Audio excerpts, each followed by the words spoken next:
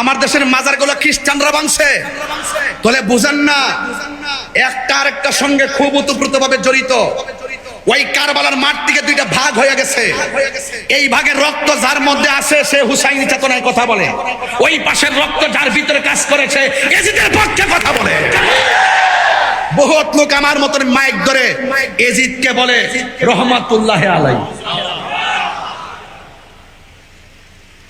এজিদের নাকি কোনো দোষ নাই, আল্লাহর ওলি।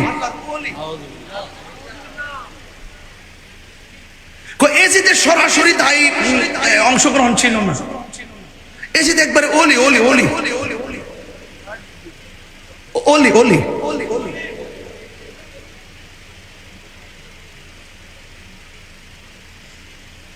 যারা এজিদ প্রীতি কথা বলে, যারা এজিদের বন্দনা গায়, তাদের ভিতরে ভেজাল আছে। কথা বলেন ঠিক কিনা বলেন? এ কারবালার, আমার কথা কি বেশি করা হয়ে যাচ্ছে নাকি? আবার আমি তো ব্রাহ্মণবাড়ির মানুষ, তো ওই আমার ব্রাহ্মণবাড়ির প্রশাসন আমার ভাই আপনাদের এলাকায়, তাই এই জন্য আমি খাইতে বসে বলছি যে ভাই আমরা রক্তের ভিন্ন, আমরা তো হক কথা বলতে ভয় পাই না, এটা স্বাভাবিক ব্যাপার। আমি আমার বাপকে নিয়ে এখন কথা বলবো না, আমার আধিপত্য নিয়ে কথা বলবো না, আমি হক কথা বলবো। আজকে কারবালার ঘটনাটা যদি খ্রিস্টান ঘটাইতো মনটাতে বুঝ দিতাম রে। মুসলমান মুখে দাড়ি আছে, মাথায় পাগড়ি আছে, ফুরাতের পানি দিয়ে উযু করেছে, আবার জামাতের সাথে নামাজ পড়েছে, কপালে দাগ ফেলে দিয়েছে, আবার তারাই ইমামে আলী মুকামের গলার মধ্যে ছুরি চালিয়ে দিয়ে মরুভূমির বালিকে ভিজিয়ে দিয়েছে, আর আপনি বলবেন তাদের দোষ নাই?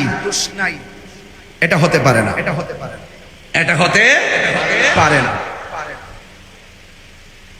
এই জন্য আজকে রাউজানের মানুষ বড় ভাগ্যবান, এত সুন্দর পরিবেশ নিয়ে আজকে কথাগুলো শুনছেন। তাইলে একটু বলুন তো দেখি, আমরা কি ইয়াজিদি না হুসাইনি?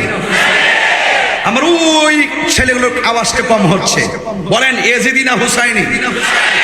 সবাই বলেন ইয়াজিদি না হুসাইনি?